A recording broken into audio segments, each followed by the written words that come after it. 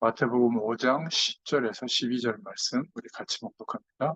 의를 위하여 박해를 받은 자는 복이 있나니 천국이 그들의 것입니다. 나로 말미암아 너희를 욕하고 박해하고 거짓으로 너희를 거슬러 모든 악한 말을 할 때에는 너희에게 복이 있나니 기뻐하고 즐거워하라. 하늘에서 너희의 상이 큼이라. 너희 전에 있던 선지자들도 이같이 박해하였느니라. 아멘. 마태복음 5장, 6장, 7장은 산상보훈이라고 말하죠. 산에서 말씀하신 보배와 같은 말씀이다. 그런 의미인데 또 산상수훈이라고도 해요.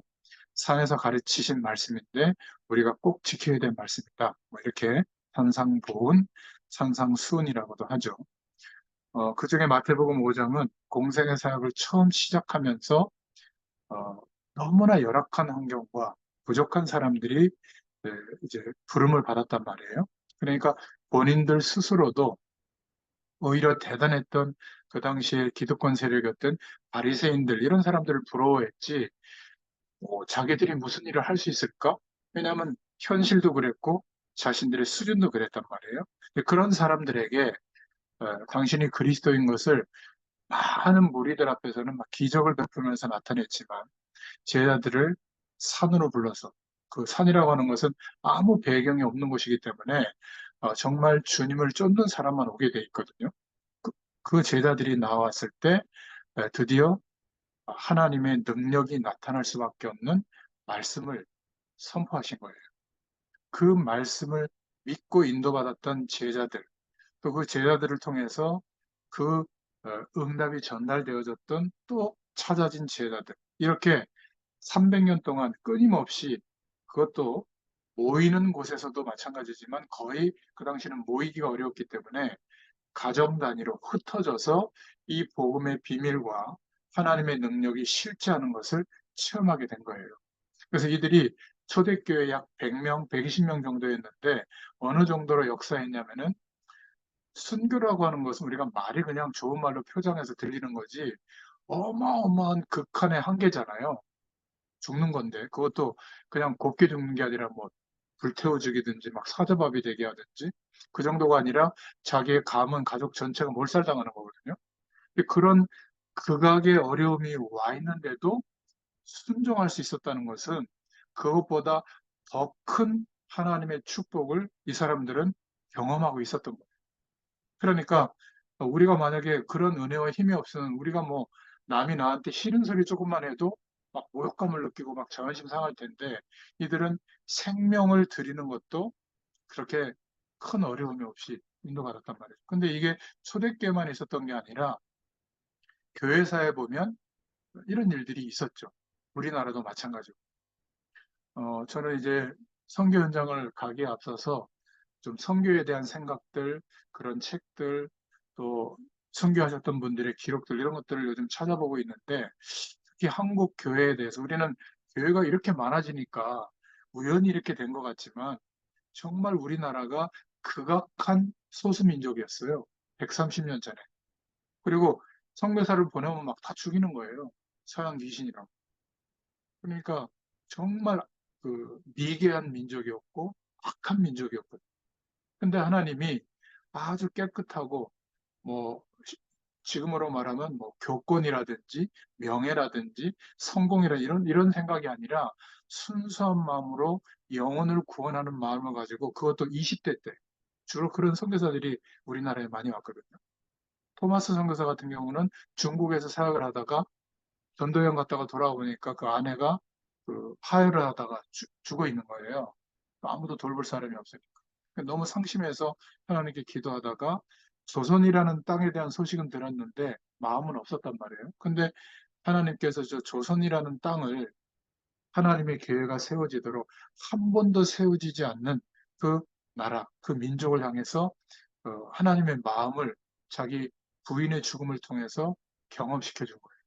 그러니까 이 사람이 중국 사역을 정리를 하고 제너럴 시어머너 우리나라 역사에 나 그걸 타고 들어오다가 뭐 대동강에서 막 전투가 벌어져가지고 배가 불타고 배에 내려서 갖고 온 그 마가복음인가? 뭐 번역했던 성경 그거를 나눠주다가 잡혀서 그 망나니한테 쉽게 말하면 목이 잘려 죽었거든요.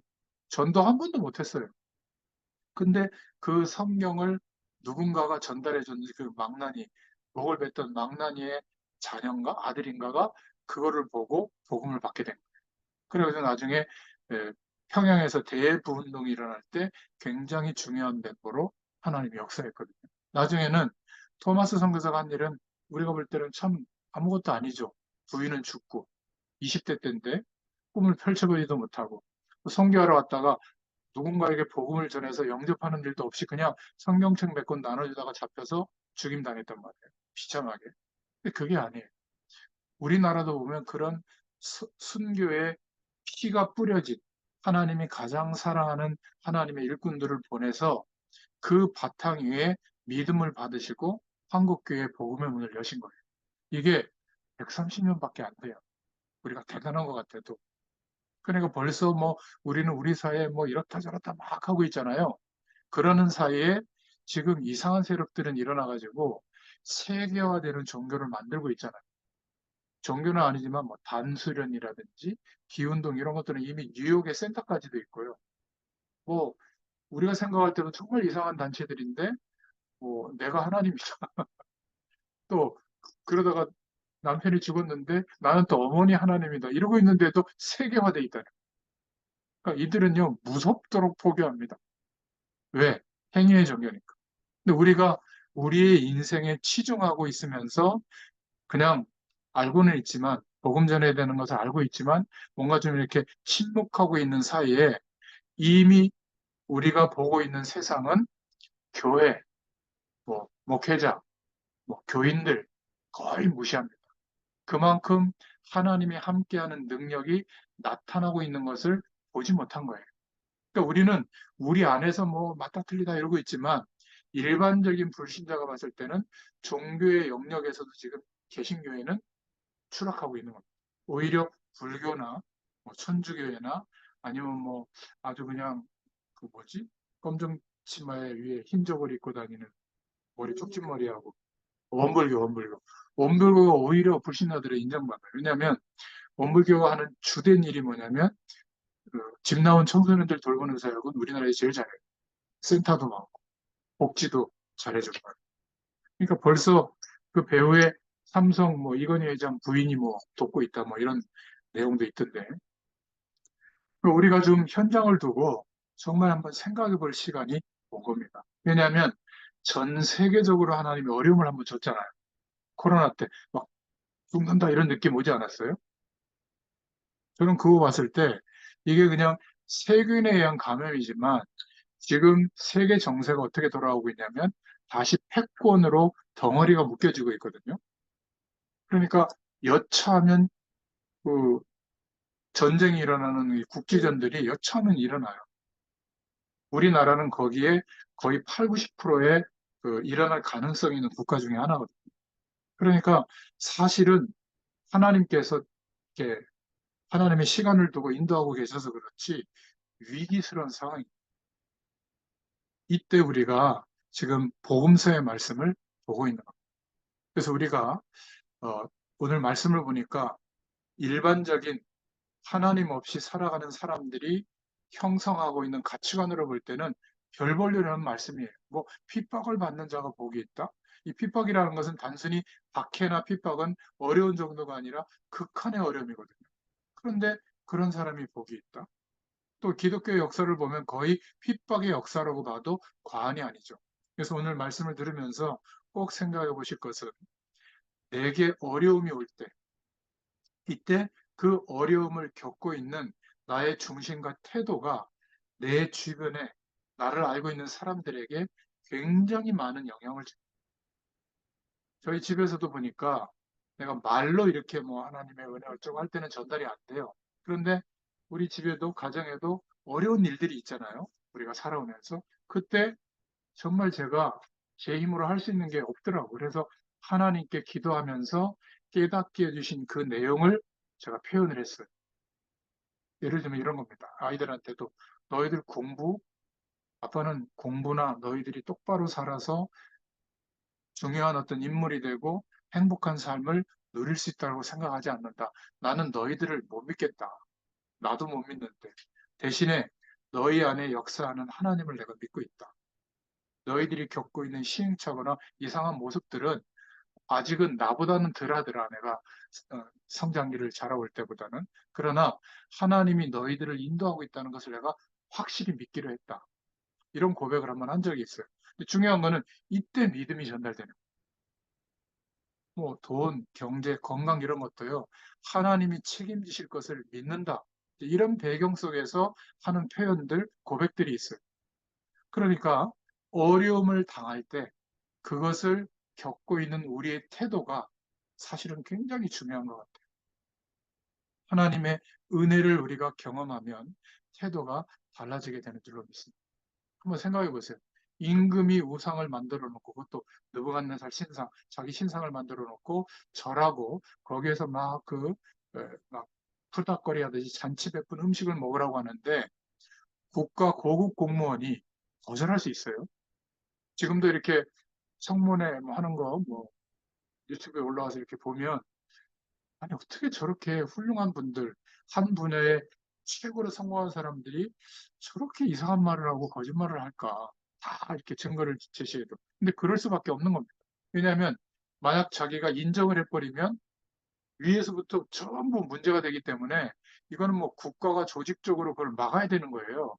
그 자리에 말단은 그냥 커밍아웃을 하더라도 그 중간에 아니면 고급 관리들은 못하는 겁니다. 그러면 조직 전체가 무너지거든요. 그러니까 터무니없는 말을 할 수밖에 없는 거죠. 터무니없는 행동들을 하고. 그러니까 사드락, 메삭, 아벳노고 또 총리였던 다니엘은 만약에 거절하면 죽는 정도가 아니라 민족이 몰살당할 수도 있어요. 그때는 절대 권력, 왕의 시대 아니에요. 근데 어떻게 했죠? 그 풀무불을 준비하다가 일꾼이 불태워서 죽일 정도로 강한 불인데 거기 들어가는 결정을 하는 겁니다. 그리고는 하나님이 우리를 건져주실 것이다. 그러나 그리 아니하실지라도 우리가 뜻을 정한 것, 우상에 절하거나 우상의 음식을 먹지 않겠다. 쉽게 말하면 하나님에 대한 믿음을 나는 배반하지 않겠다. 그게 중요한 게 아니라 이들에게 그 믿음과 은혜를 고백할 만한 뭔가 내용이 있었던 거예요. 결국 승리했죠. 우리나라도 신사 참배할 때 어느 정도로 일본 사람들이 아주 철저하게 우리 민족혼을 없애려고 했냐면 제일 다 왕도 절을 하는데 신사에다가 교회가 안 한단 말이에요. 그러니까 교회 안에다가 조그마한 신사를 딱 두고 교인들 들어올 때 순서를 보내가지고 모든 교회 지키는 거예요. 그 신사에다가 절을 하고 들어가면 통과, 안 하면 감옥으로 딱 데려가는 거예요. 그러니까 거의 다 어떤 기득권이나 교권을 가지고 행사했던 사람들은 계산하는 사람들이거든요. 굉장히 약한 사람들이에요. 자기 이익이 없어질까봐 다 동의를 하는데 여러분 잘 아시는 주기철 목사님, 손양원 목사님 뭐 이런 분들은 내가 죽을지언정 하나님 앞에 정한 뜻을 굽힐 수가 없다. 실제로 어마어마한 고난을 당하죠. 감옥에서 죽기도 하고 그 이후에 하나님께서 한국교회를 중흥의 길을 열어주신 거예요. 이러한 소수의 사람들을 통해서. 그래서 오늘 말씀해 보니까 핍박을 당하는 자가 복이 있다. 박해를 당하는 자가 복이 있다. 우리가 어려움을 어떻게 보고 해석을 하느냐, 바라보느냐, 이게 정말 중요한 것 같아요. 어려움이 왔을 때 사실은 그 안에 하나님의 중요한 축복의 계획을 찾아낼 수 있어야 됩니다. 저는 코로나 때 정말 이렇게 기도를 많이 했거든요. 왜 이렇게 하셨을까? 저 지나와 보니까 이게 하나님의 뜻이었구나. 비대면에 대한 눈을 열어주셨고 또 하나는 복음의 가장 근원적인 축복을 찾기 위해서 기도하면서 찾았던 내용이 웨스트민스터 서열이 문답이었어요. 그게 조직신학 내용이거든요. 약간 부족한 부분도 있는데 그것을 복음으로 정돈하면서 우리가 오랜 시간 인도하다 왔잖아요. 그리고 또 창세기부터 요한계시록까지 대부분의 성도들은 성경을 잘 안 봅니다. 근데 성경을 한번 복음으로 정돈하는 것이 얼마나 중요할까? 이 정돈했잖아요. 근데 몰랐던 거예요. 하나님은 저 아프리카에 중요한 사건을 일으켜가지고 이제 목회자들이 이런 복음을 중심으로 한 신학 교육을 받을 수밖에 없는 상황을 국가법으로 하나님이 만들게 하고 하나님이 이렇게 몇 명 모이지 않는 이런 현장에서 꾸준히 말씀을 준비하고 나눴는데 하나님은 그 현장들을 준비해 놓고 우리의 어려움들을 인도하셨던 거예요. 참 얼마나 감사한지. 물론 이제 12월 둘째 주에 가가지고 2주 동안 20강을 해야 되거든. 현지 목회자들 앞에서. 뭐 어떻게 될지 모르겠는데 그게 이제 텍스트로 만들어져 가지고 그 나라 언어로 스와힐리어로 이제 교재화된단 말이에요. 매 1년에 한 번 정도, 두 번 정도 가서 교재로 만들어지면 조직신학 부분하고 성경에 대한 부분을 한 장 한 장씩 자기 교인들에게 설명해 줄 수 있는 내용이 지금 전달이 된단 말이에요. 야, 이게 보통 일이 아니구나. 여러분들은 여러분들이 전도를 위해서 아무것도 안 하는 것 같다. 그렇지 않다니까. 우리는 자꾸 어마어마하고 큰 일을 자꾸 생각하는데 내게 주어진 이 현실 속에 하나님이 예비하신 축복이 반드시 있어요. 특히 어려움이 올 때. 그래서 의를 위하여 핍박을 받는 자. 이 의는 뭐죠? 하나님의 의를 말하는 거죠. 복음이 증거되어지도록 하시는 예수님이 하신 그리스도의 의를 위해서 핍박을 받는 자. 11절에는 예수님께서 말씀하셨죠.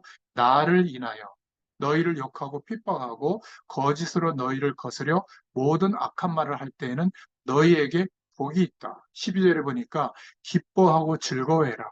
하늘에서 너희의 상이 큼이라.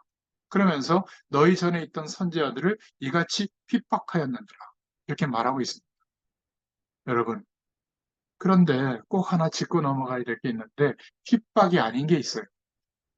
어떤 게 있냐면 저는 이렇게 교회 속에서 오랫동안 이렇게 보니까 보이는 게 있잖아요. 어떤 분은 막 하나님의 은혜를 받아서 그런지 뭐 집의 살림이나 가정은 돌보지 않고 집사님 뭐 이런 권사님 이런 분들이 그냥 계속 교회에 와 있는 거예요. 모든 모임에 다 참여하고 모든 예배에 다 참여하고 모든 어떤 프로그램에 다 참여하고 헌신하고 근데 거의 집에서 원망을 들어요. 애들은 아예 교회도 안 나오고요. 남편은 막 교회를 원수같이 생각합니다. 근데 이분은 핍박한다고 얘기해요. 그거는 핍박이 아닙니다. 본인이 잘못한 거예요. 내가 은혜를 받아서 주의 일에 헌신하려면 내가 살아가고 있는 삶이 누가 보더라도 좀 고맙다. 이렇게 될 정도로 하면서 동시에 이렇게 인도받을 수 있어야 되잖아요. 내 삶은 팽개치고 막 성경만 본다? 그거는 그것 때문에 어려움이 온다. 그건 진짜 자기가 잘못한 거죠. 또 어떤 학생인데 예수 믿는다고 하면서 나는 본격적으로 세상 거 필요 없다. 학교도 안 가고요. 공부도 안 하고 이런 사람이 있어요. 그럼 어떻게 될까요? 그렇게 10년 지나면 자기가 살아갈 수 있는 형편이 하나도 안 되잖아요. 그러니까 교회에 빌붙어서 먹고 자고 하려고 그러고 이런 친구들도 있어요. 청소년들인데. 근데 뭐라고 그러는지 아세요? 자기가 하나님 앞에 드리는 이 중심을 몰라준다는 거예요. 핍박한다는 거예요. 가족도 그렇고. 그건 핍박이 아닙니다. 그렇죠? 잘못한 거예요. 또 어떤 남자분은 가족도 다 버리고 은혜를 받았다고 기도원에 가가지고 성경 보고 기도만 하고 있는데 그 부인이 찾아와서 막 쌍 욕을 한 거예요. 사람들 앞에서. 그러니까 나는 핍박을 받는다. 저한테 상담을 하더라고. 보따리 싸갖고 빨리 내려가라고 그랬어요. 아니, 가장이 가족을 책임지지도 않고 그러고 있는 게 하나님의 뜻입니까? 또 어떤 사람들은 교회에서 너무나 어처구니 없이 행동을 하다가 예를 들어서 뭐 다단계를 하든지 뭐 자기는 뭐 선교를 위해서 했다고 하는데 어마어마한 피해를 주고 공격을 받는 거거든요. 그러니까 핍박한다고 그래요. 그거는 의를 위하여 핍박받는 게 아닙니다. 또 어떤 사람들은 자기의 열심을 가지고 최선을 다해서 교회에서 일을 하는데 누가 자꾸 자기한테 안 좋은 소리를 하는 거예요. 그럼 생각해 봐야 되는데 핍박받는다고 하는 거예요. 핍박한다고. 너무나 계산적이고 너무나 세상적인 이론을 가지고 열심히 하고 있거든요. 동의하지 못할 정도로. 또 어떤 사람들은 뭔가 소수의 사람들이 하나님이 계시를 해줬다고 하면서 불건전 신비주의 배경 속에서 막 열심히 하는 거예요. 또 정사가 맞는 몇 사람들이 모여가지고 패거리를 형성해서 우리가 모든 교회 일을 다 하려고 하는 거예요. 그러니까 공격하는 거거든요, 사람들이. 근데 핍박한다고 생각하는 겁니다. 이런 것들은 의를 위하여 핍박받는 게 아니에요. 그죠? 예를 들어서 내가 아무리 바르게 살려고 해도 뭔가 실수할 때가 있잖아요. 죄의 유혹을 못 이겨서. 그럼 어떻게 해야 될까요? 인정해야죠. 정말 잘못했습니다. 참 내가 이렇게 부족합니다.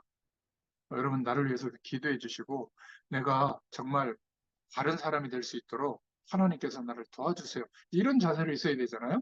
근데 본인이 실수하고 잘못한 것에 대해서 인정을 하지 않고 나를 막 특히 목사님들은 막 죄중을 막 공격한다고 말이에요.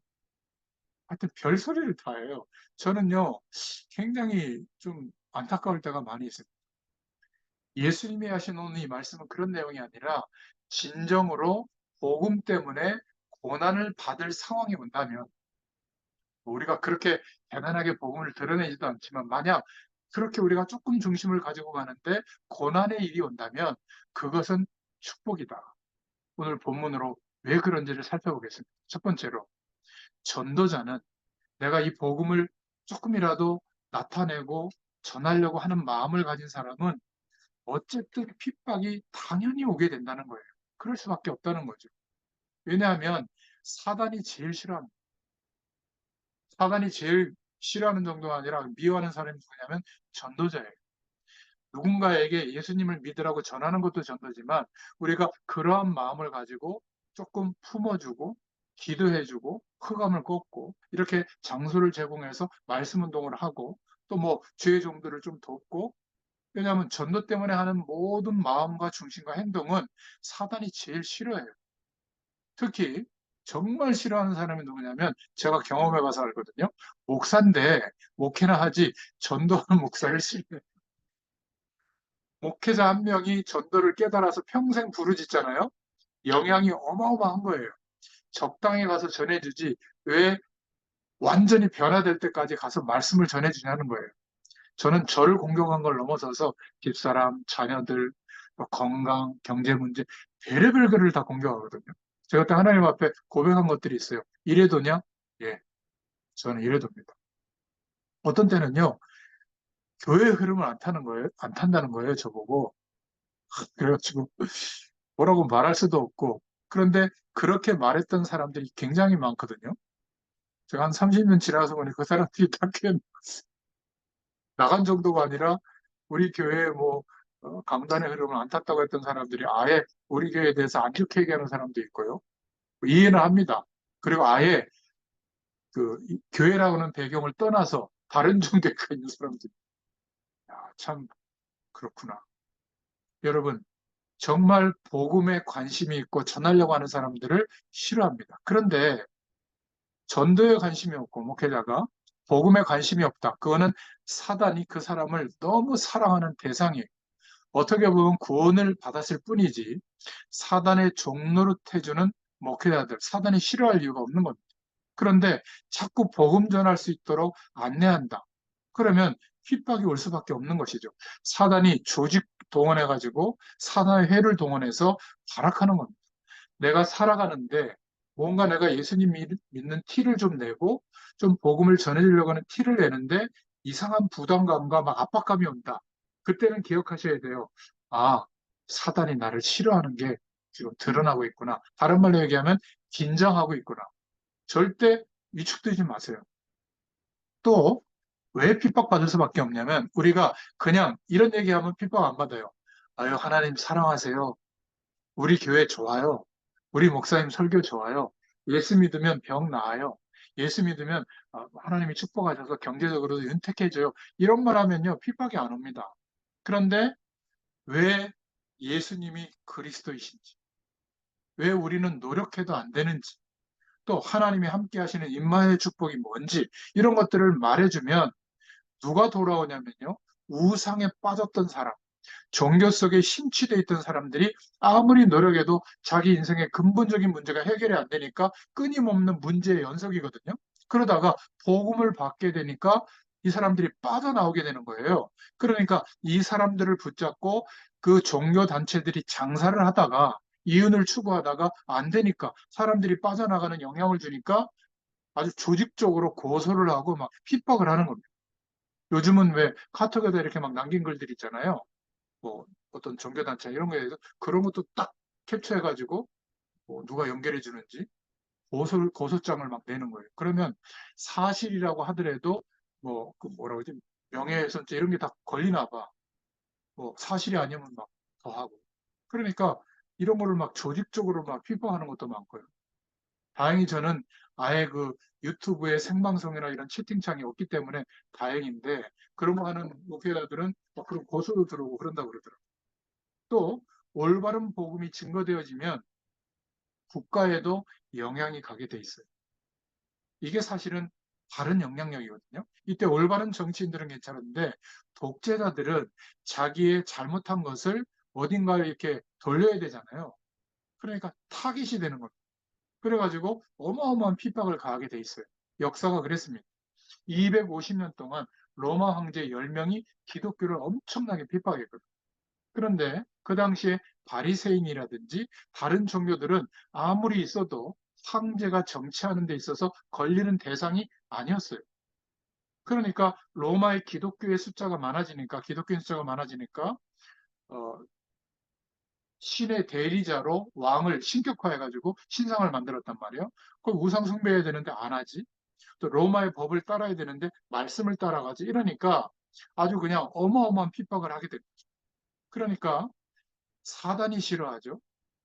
종교단체도 공격하죠. 독재자들도 공격하죠. 전도자는 핍박을 당연히 받을 것을 각오해야 되는 겁니다. 두려워할 필요가 없어요. 거기다가 우리가 현장에서 전도하다 보면 물론 불신자를 일으킬 때도 많지만 이미 예수 믿는 사람들인데도 영적인 힘이 하나도 없이 시들시들한 사람들이 있거든요. 뭐 대학 현장에 간다. 이 속에서 만나보면 그들을 먼저 일으키기 위해서 만나서 도와줄 수밖에 없잖아요. 근데 이 사람들이 은혜를 받으니까 복음을 깨달으니까 뭔가 중요한 축복이 회복된단 말이에요. 이 사람들이 교회를 옮기는 겁니다. 이랬더니 현장에 들어가서 왜 다른 교인을 만나냐? 왜 다른 교인에게 자꾸 건드리느냐? 왜냐하면 그 사람들이 옮기면 헌금이 빠져나갈까 봐 그러는지 또 거기는 복음이 없다. 여기만 있다. 또 이런 또 캐릭터를 가지니까 기존 교회에서 어마어마하게 또 아예 교단적으로도 공격하는 일들이 벌어집니다. 사실상 그게 아닌데 현장에 가서 불신자들만 만났다. 그거는 전도 안 해본 사람. 먼저 거기에 있는 정말 야선같이 기다리는 하나님이 준비한 남은 자들이 성도들이 있다면 그들을 먼저 일으켜서 그들이 정말 복음의 능력을 가지고 복음 운동할 수 있도록 함께 연대해야 되는 거거든요. 그러니까 이런 것들을 어, 전도 현장 속에서 인도받다 보면 핍박을 받을 수밖에 없는 것 같아요. 저도 뭐 말하지 못할 일들이 많이 있었는데 그런 일들 앞에서도 낙심할 때도 있었지만 하나님의 은혜를 주시니까 또 새 힘을 가지고 하나님의 소망과 인도하실 것을 믿고 인도받고 있는 겁니다. 그렇기 때문에 두 번째로 우리가 기억해야 될 것은 하나님은 무엇 때문에 이 전도자들을 축복하시는가? 하나님이 가장 기뻐하시는 일이기 때문에 그래요. 우리가 우리 자신을 수양하고 삶을 좀 안정적으로 만들고 자녀를 잘 키우고 해야 되는 일입니다.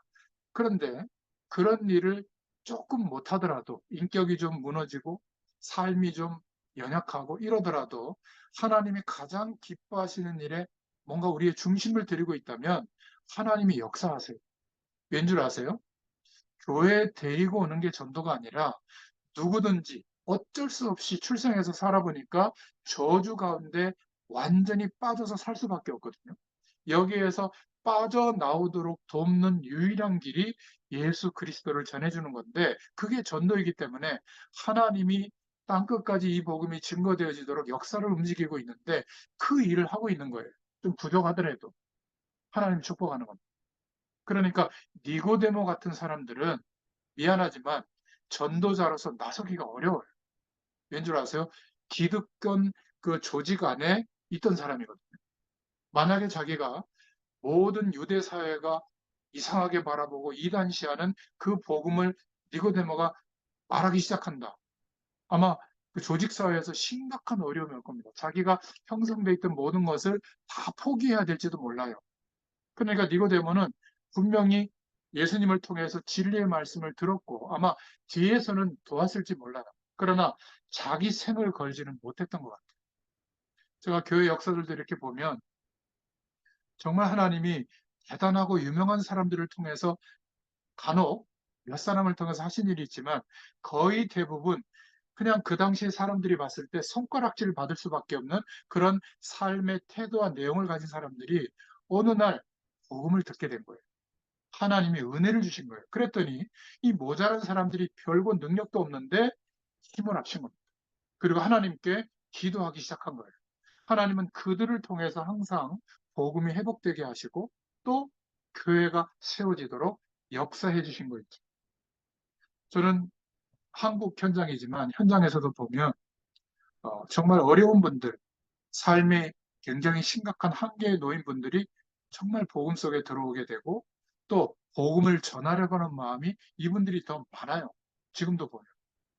참 하나님이 하시는 일은 참 이해할 수 없다. 주로 목회자들은 어떤 사람들을 찾냐면 가이오 같은 사람, 인격적이고 뭔가 이렇게 삶도 정돈돼 있고 뭐 경제적으로도 윤택하고 사람들을 어떤 움직일 수 있는 어떤 권한도 있는 뭐 이런 사람들을 주로 찾거든요.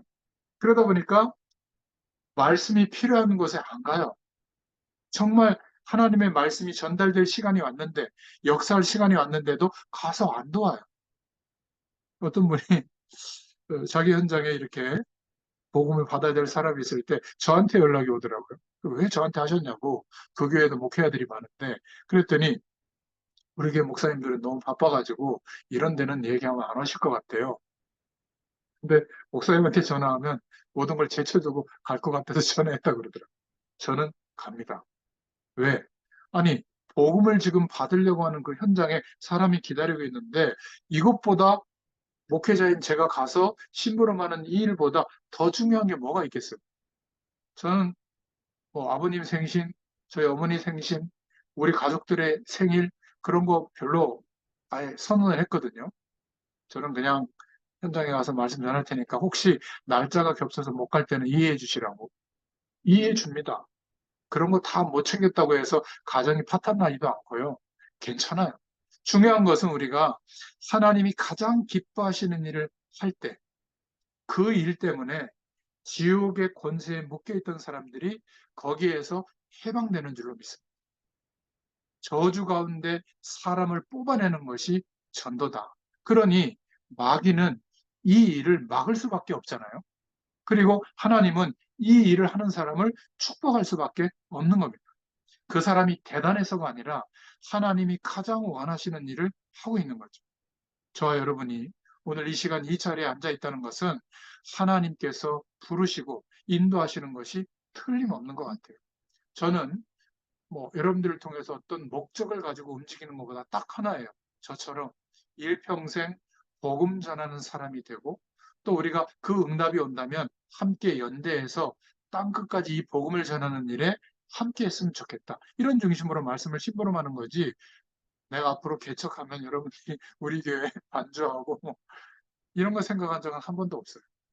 그러니까 사실은 어떤 면에서 보면 저 목사님은 맨날 뭐 똑같은 소리 계속하면서 말씀만 증거하고 있냐. 어떤 조직을 만들거나 예전에 그 김경우 일사님이 뭐 음악 기고 해야 뭔 성이 있냐. 무슨 뭐 성악 클래스 아카데미 뭐 무슨 악기 아카데미 이렇게 만들어가지고 조직화해가지고 뭔가 구체적으로 문화권을 보급하는 일을 해야 되지 않겠냐. 제가 모르는 사람이 아닙니다. 근데 그것으로 문화권이 바뀌겠어요. 저는 하나님이 하실 것을 믿고 있거든요. 구체적인 계획은 하나님의 위대한 계획은 매일 생각합니다. 그 생각했던 일을 넘어서서 하나님이 하실 것이 믿어지고 나니까 지금은요, 너무나 간단해졌어요. 그 계획 속에 있는 하나님의 사람을 하나님이 복음으로 변화시킬 거 아니겠어요? 이 기도를 누군가 하고 있다면 몰라도 만약 내가 유일하게 계속하고 있다면 누구에게 붙이겠습니까? 너무 간단한 거 아니겠어요? 만나서 목회자가 할 일이 뭐겠습니까? 조직을 만들겠습니까? 무슨 시스템을 만들겠습니까? 복음 전해주면 되거든요. 그때 어디다 보낼 것 같아요? 여기다 보내는 겁니다. 여기. 안 믿으시죠? 저는 여기다 보낼 걸로 확신하고 있어요. 그래서 차라리 한 교회에 있는 것보다 여러 교회, 작은 교회보다 여러 큰 교회 흩어져 있는 게 더 좋아요. 그 속에 또 하나님이 사람들을 찾고 세울 거 아니겠습니까? 또 해외 현장에도 준비시켜 놓고 있지 않겠어요? 우리의 가슴과 눈이 세계나 한국이나 똑같다라고 마음먹는 순간 하나님이 붙이시는 방법은 몰라요. 그러나 분명히 하나님이 문을 열어주실 줄로 믿습니다. 저 보세요. 영어 하지도 못하고 아니 여기 왜 왔냐고 물어보는데 그 대답을 못 해가지고 이미그레이션 통과 못 해가지고 처음에 아프리카 갈 때 한 40분 붙잡혀 있었다니까. 그러니까 그 직원이 와가지고 무슨 호텔이라고 그냥 얘기하래요 저보고. 그래서 호텔에 얘기했더니 그 사람이 막 웃으면서 보내주더라고요. 그런 제가 해외에 가서도 복음 신부름하고 있잖아요. 여러분들은 뭐 말할 것도 없죠. 자, 그런데 오늘 말씀해 보니까 세 번째로 세 가지 핍박이 일어나는데 5장 10절에 그리스도의 의를 위하여 핍박이 오기도 하고요. 또 예수님을 그리스도라고 나타내는 약간의 마음을 갖고 있는데 나를 위하여 핍박을 받게도 되고요. 5장 12절에 옳은 선지자들, 그 중심을 갖던 선지자들은 다 받았던 핍박이 너희에게도 임하는데 그러면 너희가 복이 있다는 겁니다. 그런데 시대마다 이 그리스도의 복음을 증거하는 것보다 내 삶을 유지하는 것에 더 방점을 가지고 거기에 마음을 닫고 있던 선지자들도 많았거든요. 그 거짓 선지자들의 특징이 항상 하나님이 복음의 역사를 일으킬 때 그 복음의 내용을 막았어요. 왜냐하면 거기에 반응하면서 자신들이 뭔가 다른 곳에 방점을 띄고 세상 배경, 세속주의와 거의 비슷한 삶을 살고 있는 게 드러나니까 아주 악랄하게 막았습니다. 불신자들이 막는 것보다 교회 안에서, 교회사를 보면 교회 안에서 복음을 막는 일이 더 컸어요. 그것도 전도자들을 핍박한 겁니다. 만약에 그런 것 때문에 너희가 고난을 당하고 있다면 하늘의 상급이 클 뿐만 아니라 천국이 너희 것이다. 그래서 이런 사람들에게 세 가지 축복을 허락하셨는데 천국이 저희 것임이라 5장 10절에 이미 하나님 나라의 배경을 누릴 수 있는 하나님의 권세를 우리에게 주신 줄로 믿습니다.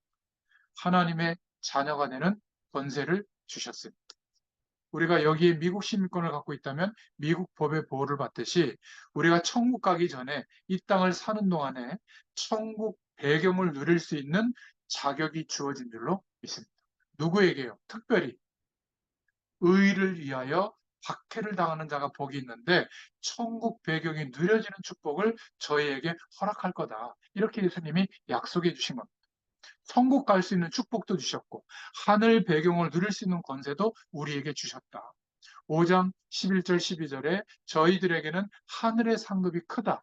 하늘의 상급이 크면 이 땅에서도 하나님의 역사하시는 축복이 클 줄로 믿습니다. 또 5장 12절에 선지자들이 받은 고난들, 그 축복을 너희들도 대표적으로 받게 될 것이다. 그래서 기뻐하고 즐거워하라. 예수님이 말씀하셨습니다.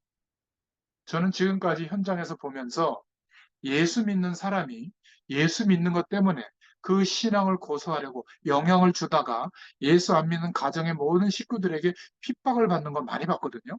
근데 단 한 사람도 그 가정을 살리지 못한 것을 본 적이 없어요. 다 변화시켰어요. 복음은 능력이 있는 줄로 믿습니다. 복음 때문에 그것을 조금 드러내려고 하다가 직장이나 삶의 현장에서 고난이 왔던 사람들, 불이익을 받았던 사람들은 그 현장에 하나님이 살아계신 것을 전달 못하는 것을 제가 본 적이 없어요. 그래서 우리의 가족에 대한 전도는 급하게 생각하지 않아도 돼요.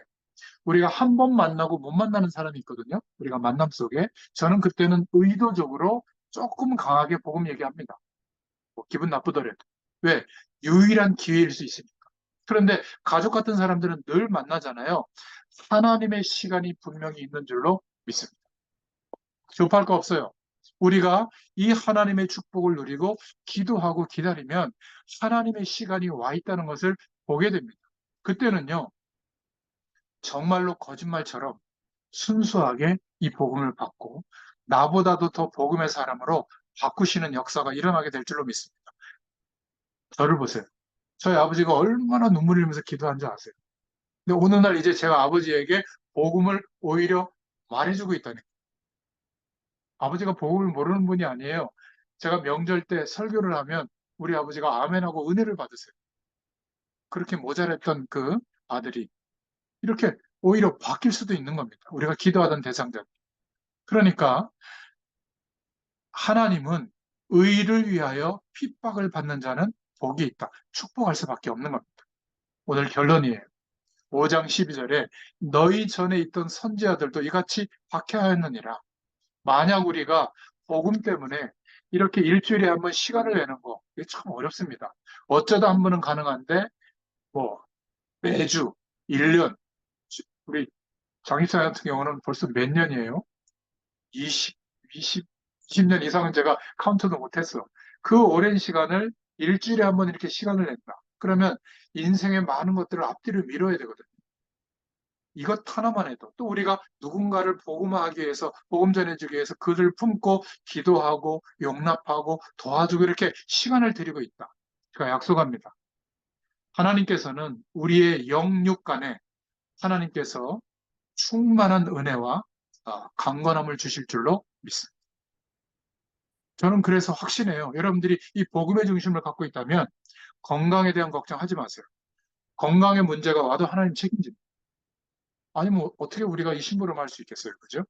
만약 여러분들이 복음 때문에 살아가는 인생이라면 내가 주의 영광을 위해서 조금 희생을 하고 주의 영광 때문에 좀 포기하고 이렇게 인생을 드리고 있다면 하나님은 그래서 우리가 자녀들을 돕고 가정을 좀 아름답게 꾸미고 이런 거에 약간 소홀할 수밖에 없었다면 후대들과 뭐 피크닉도 못 가고 그랬다면 분명히 하나님은 저의 여러분의 후대들을 저는 축복하실 줄로 확신합니다.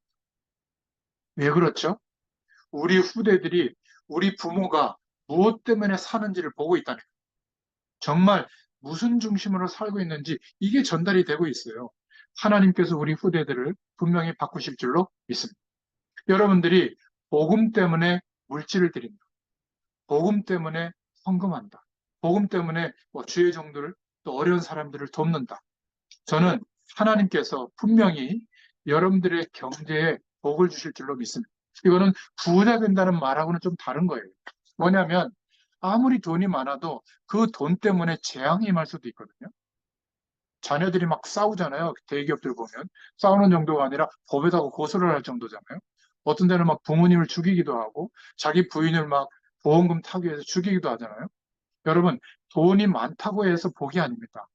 내 경제를 하나님이 축복하셔야 되는 거예요.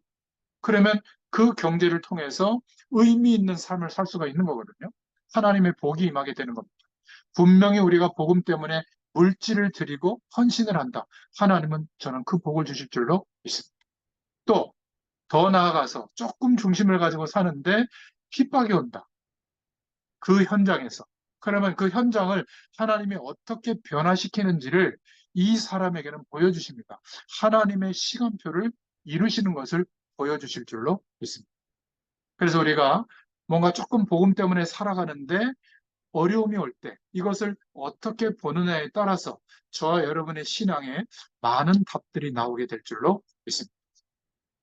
큰 일을 하려고 하지 말고 오늘 이 말씀을 통해서 하나님의 언약을 붙잡을 수 있기를 축원합니다. 한번 질문해 보세요. 교회에 어려움이 있는가?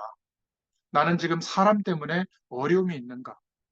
또는 내 고질적인 문제 때문에 어려움이 있는가? 이때 한번 질문해 보세요. 과연 이 모든 것들이 복음 때문에 온 결과인가? 그러면 하나님이 주시는 답을 얻게 될 겁니다. 우리는 교회 가서 헌금도 하고 신앙생활도 해요. 그 모든 신앙 행위가 정말 복음 때문인가? 이런 질문을 해보면 그렇다라는 결론이 도달하는 사람은 모든 것을 치유해 주실 줄로 믿습니다. 하나님은 지금도 역사하세요. 과연 우리가 복음을 위한 것이냐? 그러면 끝나는 겁니다. 저는 질문해 봤거든요. 내가 지금까지 이렇게 말씀 운동 속에, 전도 운동 속에 있게 된 것이 무엇 때문인가? 감사하게도 제가 오늘 아침에 질문해 봤는데, 복음을 위한 결단이었더라고요. 그러면 되는 겁니다. 나머지는요, 걱정하지 않으셔도 돼요. 하나님이 지금 안 계시고 역사하지 않는다면 우리가 나서야 돼요. 그러나 하나님이 살아계신데 왜 우리가 걱정합니까? 그죠? 기자도 있고 뭐 법에 고소하는 사람도 있고 또 막 그 돌리면서 뭐 평가하는 사람도 있고 신학적으로 검증하는 사람도 있고 다 하고 있어요. 그렇잖아요. 근데 왜 우리가 거기에 마음을 인생의 시간을 다 허비할 필요가 없어요. 기도하는 겁니다. 진짜 문제는. 자, 하나님이 이번에 중요한 일들을 우리의 삶과 우리의 교회들과 우리의 현장에 역사하실 줄로 확신해요. 우리가 과연 무엇 때문에 인생을 두고 고생도 하고 돈도 벌고 사회생활 하는데 무엇을 위해서 하는가 우리가. 과연 밥 세 끼를 못 먹어가지고 발버둥 치고 있어도 되겠는가. 우리 기독교인들이 세상을 리드하고 변화시키고 정복하지 못하고 있는 것을 저는 보고 있거든요. 그래서 어느 날 저는 답을 얻었어요. 내가 부족하지만 복음을 위해서 우리가 산다면 간단하다. 하나님은 역사하실 것이다. 저와 여러분이 오늘 이 복음을 위해서 살기로 작정한다면 새로운 시작이 될 줄로 믿습니다. 우리 자신과 저와 여러분의 가문과 생을 두고 하나님은 응답하실 줄로 믿습니다. 기도하겠습니다. 하나님 감사합니다. 정말 연약했던 초대교인들, 그들 중에 제자들을 이끌고 현장에서 재앙 속에 있던 사람들에게 예수님께서 직접 당신이 그리스도인 것을 말씀하시고 또 그들을 변화시킬 수 있는 하나님의 능력의 말씀을 산에서 증거했던 그 산상보원의 말씀을 오늘 다시 한번 확인케 해주셔서 감사합니다.